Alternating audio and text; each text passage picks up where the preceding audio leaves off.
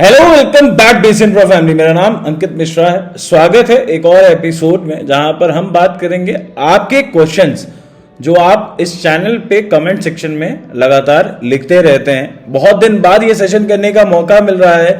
नोएडा और लखनऊ दोनों जगह की पब्लिक को एड्रेस करना अब हमने शुरू कर दिया है। फिलहाल हम दो जगह लखनऊ में ऑपरेशनल है और एक जगह नोएडा में। आप भी अपने क्वेश्चन जो भी रिलेटेड है प्रॉपर्टी से, कैसे खरीदना है, क्या डॉक्यूमेंट देखना है, कौन सा बिल्डर सही है, क्या इंटरेस्ट रेट चल रहा है, क्या बुकिंग अमाउंट देना होगा, क्या फ्यूचर प्रोजेक्ट्स हैं, और ऐसे जितने मन में आपके दुविधाएं चल रही हो वो नीचे कमेंट सेक्शन में लिखकर हमें भेज सकते हैं और हम ऐसे ही आगे आने वाले एपिसोड में उनको करते रहेंगे कवर। तो शुरू करते हैं आज का एपिसोड।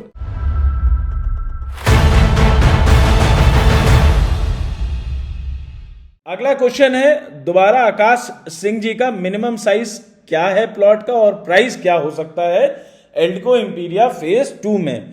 मिनिमम प्लॉट साइज 1055 है जो कि फेज 1 में है। इसी बेसिस पे ये अंदेशा लगाया जा सकता है कि 1055 1100 square feet minimum plot area होना चाहिए। रेट करंट अगर आप वर्किंग करेंगे तो 3200 से 3500 रुपए फुट के आसपास का लैंडिंग मेरे को दिखती है। 3000 से 3500 रुपए के बीच में। हालांकि 100-200 रुपए ऊपर नीचे इसमें आप मार्जिन पकड़ सकते हैं। ये एक एग्जैक्ट इंफॉर्मेशन नहीं है क्योंकि ना एल्डिको ने ऐसी कोई इंफॉर्मेशन हमें दी है और ना ही हम एक एग्जैक्ट इंफॉर्मेशन आपको पास कर रहे हैं। हम जो भी काम करते हैं जिम्मेदारी के साथ करते हैं और ये हमारा एक अकेला यूएसपी है कि हमने जो भी अपने इन्वेस्टर या एंड यूजर को आज तक कोई भी प्रॉपर्टी दी है तो वहां ये इंश्योर किया है कि एटलीस्ट हम 100% ट्रांसपेरेंट हो और एक इंफॉर्मेटिव डिसीजन लेने में हम अपने इन्वेस्टर या एंड यूजर को हेल्प करें। अगला क्वेश्चन है नितेश कुमार मिश्रा जी का, जिन्होंने लाला जुगाल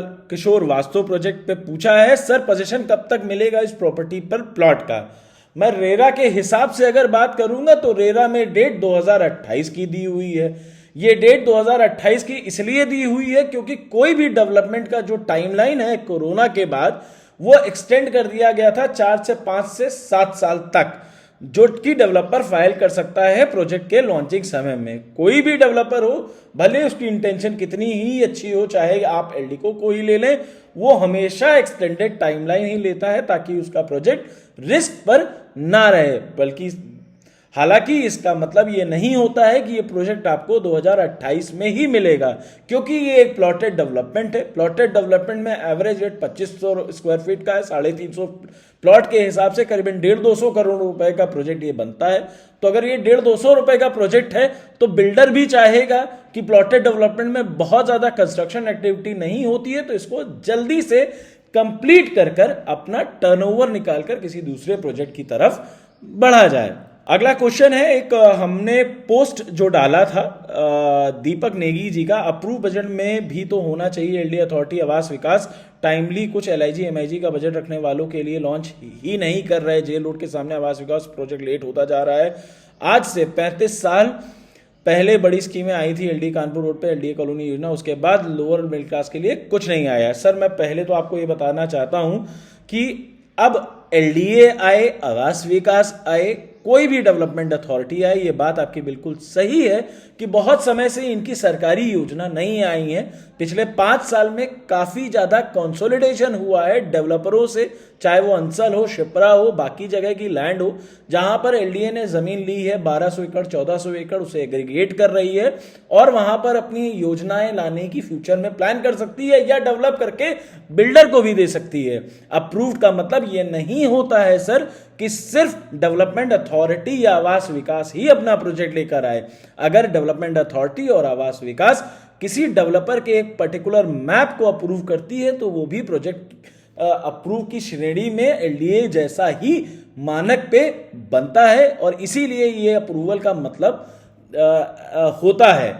और एलडीए के मानक के बाद अगर रेरा का भी मानक रेरा में भी क्रॉस चेक हो जाए और रेरा का अप्रूवल आ जाए और सरकारी बैंकों से लोन होने लगे तो आपका जो पैसा होता है, आपका जो इन्वेस्टमेंट है, आपकी जो परचेज होती है वो हो जाती है 100% सेफ गार्डेड। और अगर ऐसे प्रोजेक्ट की आप बात करना चाहेंगे जो कि सेफ गार्डेड प्रोजेक्ट हैं, तो उसमें फिर ब्रैकेट 2500-2700 रुपए से नीचे तो आवास विकास या एलडीए भी नहीं आएगा, क्योंकि एक्विजिशन प्लस डेवलपमेंट कॉस्ट।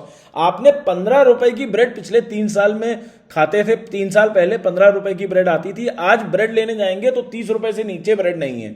तो जब ब्रेड के दाम दुगने हो गए हैं तो रियल एस्टेट के दाम अब उस रेट पे तो आना मुझे नामुमकिन ही देखता है। जो भी डेवलपमेंट, चाहे वो अथॉरिटी का आएगा चाहे अथॉरिटी अप्रूव्ड का आएगा, वो 2700 रुपए, 2500 से 3000 रुपए ब्रैकेट के बेयर मिनिमम मार्जिन में आएगा ही आएगा, जिसका मतलब होता है 1200 फुट का भी करीबन 35-36 लाख रुपए। इससे नीचे अगर आप कोई उम्मीद कर रहे हैं तो शायद ये उम्मीद पे डेवलपमेंट अथॉरिटी और उनके द्वारा अप्रूव किए हुए प्रोजेक्ट आपकी एक्सपेक्टेशन पे खरे ना उतर पाए। तो ये था आज का वीडियो। आशा करता हूं कि आपकी क्वेरीज को सफल रूप से आंसर कर पाया होऊंगा। ऐसे और भी जितने प्रश्न हो, मैं हाथ जोड़कर आप सब लोगों से विनती और निवेदन करना चाहूंगा कि कमेंट बॉक्स पे लिखें, हमें बताएं। अगर कोई सुझाव है तो उसको भी लिखें, हम इंप्रूव करने में अपनी पूरी जान लगा देंगे। और हमारा अल्टीमेट मोटिव यह है कि हम डे ऑन डे बेसिस पे आपको सही इंफॉर्मेशन पहुंचाते रहें। तो बात कर लेते हैं यूट्यूबर वाली जबान में। आशा करता हूं कि अभी तक आपने इसको लाइक कर दिया होगा, सब्सक्राइब कर दिया होगा, शेयर कर दिया होगा। मिलते हैं अपने अगले वीडियो के लिए, तब तक के लिए बेस इंफ्रा सॉल्यूशन प्रॉपर्टी सही दिलाएंगे।